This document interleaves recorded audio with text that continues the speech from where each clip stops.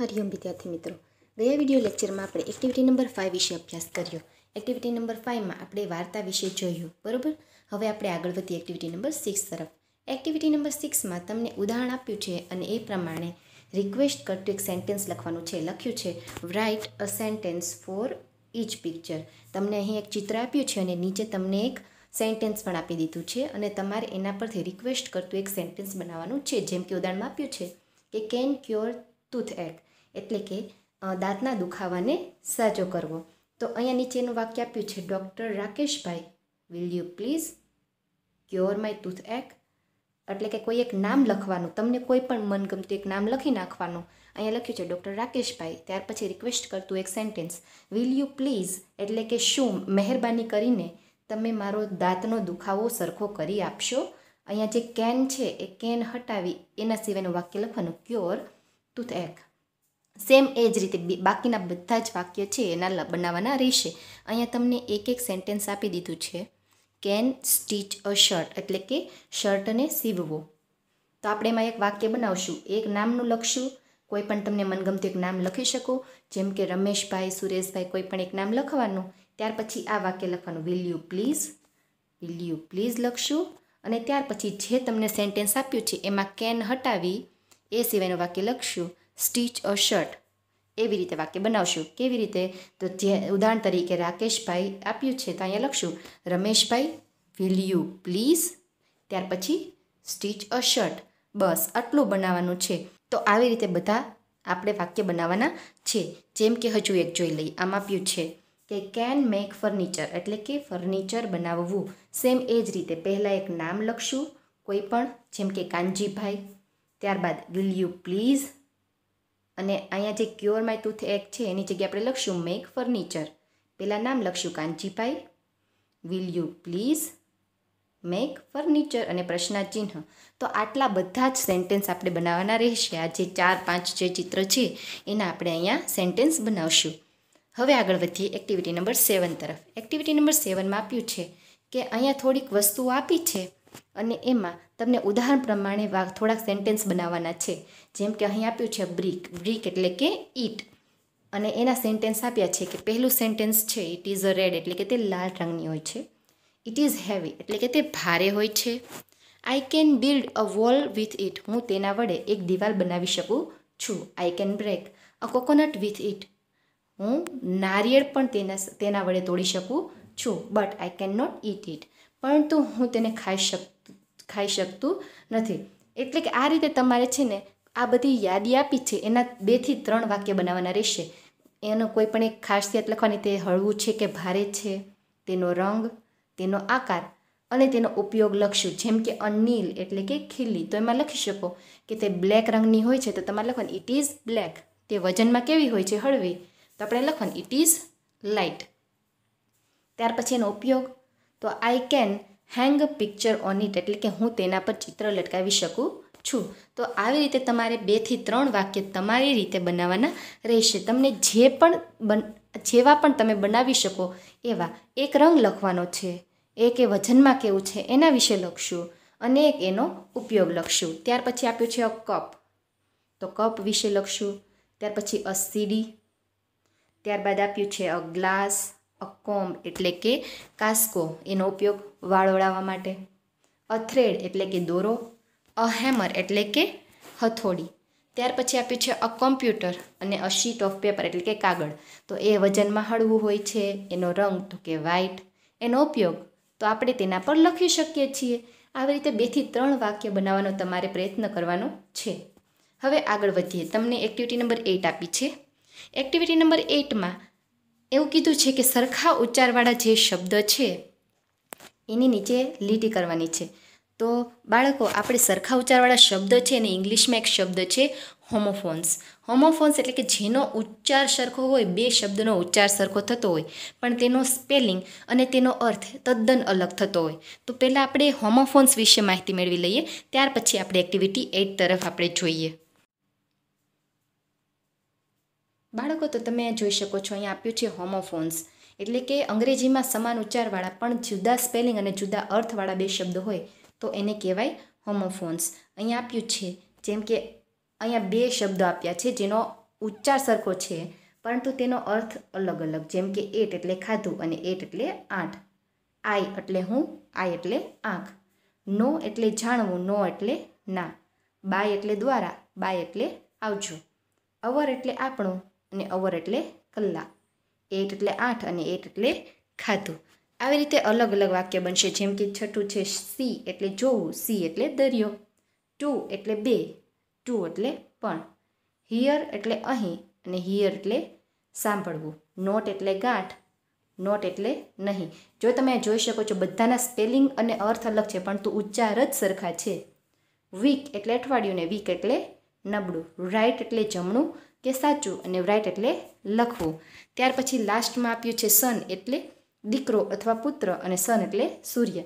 તો આ બધા છે શબ્દો જેના ઉચ્ચાર સરખા છે અને અર્થ અલગ અલગ છે, તો તેને શું કહેવાશે?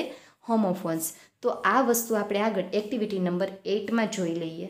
મિત્રો, તમે હમણાં હોમોફોન્સ વિશે જોયું કે સરખા સરખા શબ્દ હોય જેનો ઉચ્ચાર સરખો હોય પરંતુ જેના સ્પેલિંગ અને અર્થ અલગ હોય તો એવા શબ્દોને આપણે કહીએ છીએ હોમોફોન્સ. તો અહીંયા એક્ટિવિટી નંબર 8માં પણ આપણે એ જ કરવાનું છે કે સરખા ઉચ્ચારવાળા શબ્દ હોય એની નીચે આપણે કરશું અંડરલાઇન. તો પહેલું વાક્ય આપણે આપ્યું છે કે I am Madhav, my left eye is weak. હું માધવ છું અને મારી ડાબી આંખ નબળી છે. અહીંયા આઈ અને આઈ બંનેનો અર્થ ઉચ્ચાર સરખો છે પરંતુ અર્થ અલગ અલગ છે. આઈ એટલે થશે હું અને બીજું આઈ એટલે આંખ. બીજું આપ્યું છે do you know Punjabi Mehul? Mehul says no I don't. એક નો અને નો. એક નોનો અર્થ થશે જાણવું અને બીજું નો છે એનો અર્થ થશે નહીં. ત્રીજું sentence go by a car Suresh, અને નીચેનું વાક્ય છે thank you Smita, goodbye. તો અહીંયા સરખા સરખા શબ્દ થશે બાય અને by.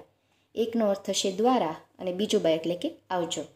Fourth sentence our principal was at the school for an hour. Our અને અવર. પહેલું અવર છે એનો અર્થ થશે અમારા અને બીજું અવર છે એનો અર્થ થશે કલાક. અમારા પ્રિન્સિપલ 1 કલાક સ્કૂલમાં હતા.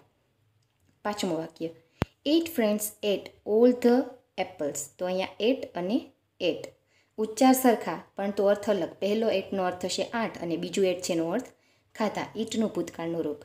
છઠ્ઠું વાક્ય we are at Somnath temple. We can see the sea from here. તો અહીંયા સરખો ઉચ્ચાર થશે સી અને સી. અમે સોમનાથ મંદિરે છીએ અને અમે અહીંથી દરિયો જોઈ શકીએ છીએ. સાતમો sentence I ate 2 kachoris, I can took 1 more 2. તો અહીંયા બે સરખા ઉચ્ચાર થશે 2 અને 2. આ 2નો અર્થ થશે 2 કચોરીઓ અને TOO2નો અર્થ થશે પણ. આઠમો sentence come here, can you hear the call of cuckoo. Here અને હિયર. કમ હિયર એટલે કે અહીં આવ અને બીજું હિયર છે એનો અર્થ સાંભળવું. શું તમે કોયલનો અવાજ સાંભળ્યો? નવમું sentence this is a strong knot, I can untie it ઇટ. નોટ અને નોટ. એક નોટનો અર્થ થશે ગાંઠ. ગાંઠ મજબૂત છે, હું તેને ખોલી શકું નહીં.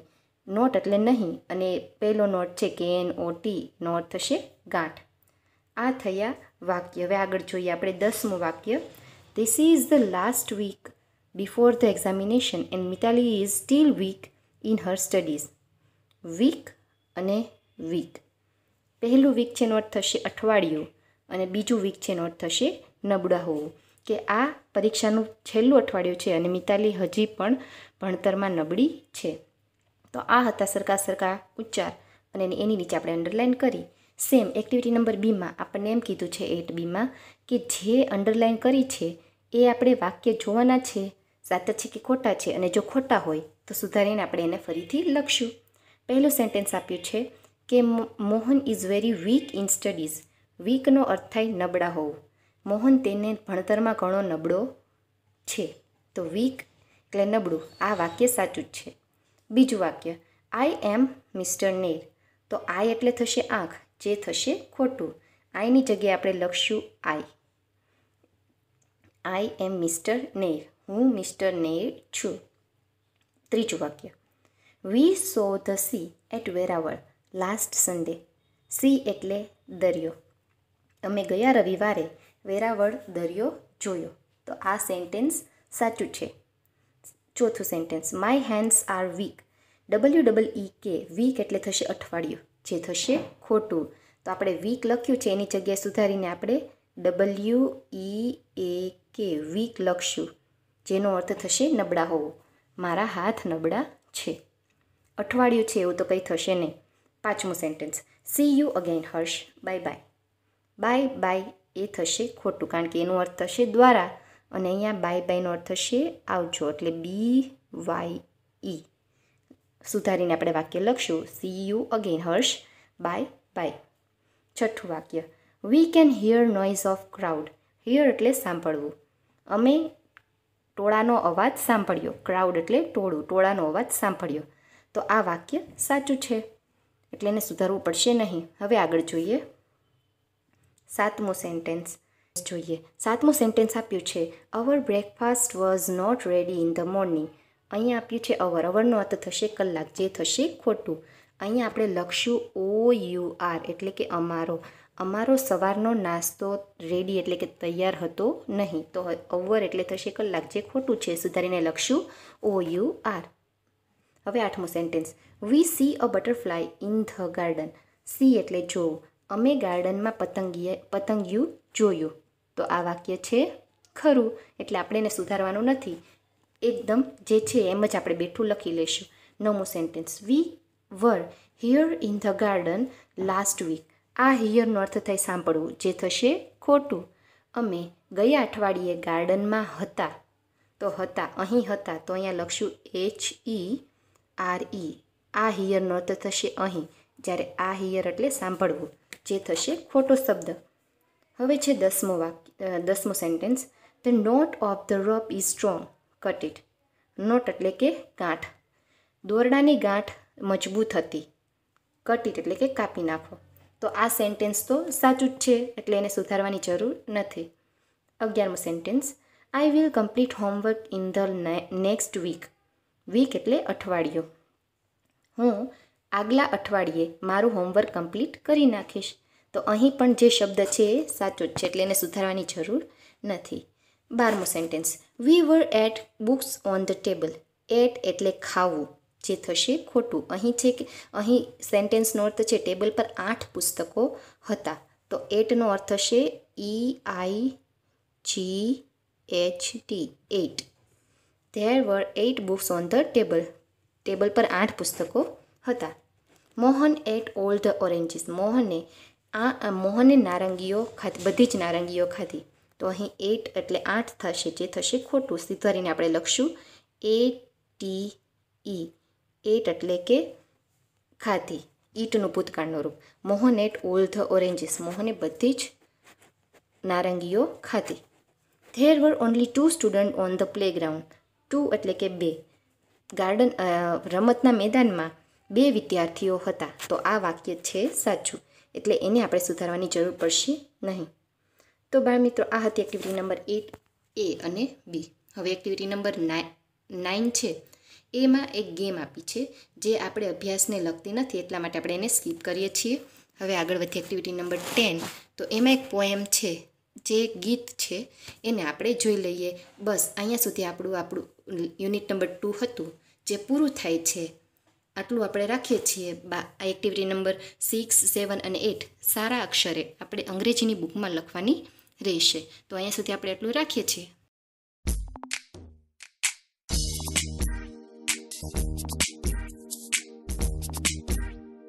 I'm the music man, I come from far away, and I can play. What can you play? I play the piano, bla bla piano, piano, piano, bla bla piano, bla piano.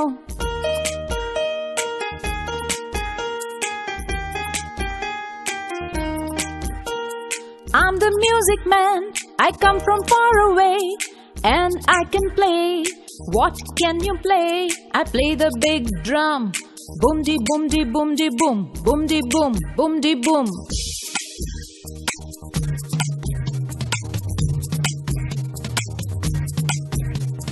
Mr. Waxin played his flute, guiding the children on a healthy route. No polio, no smallpox ever again. No more a child with any pain. No more a child with any pain.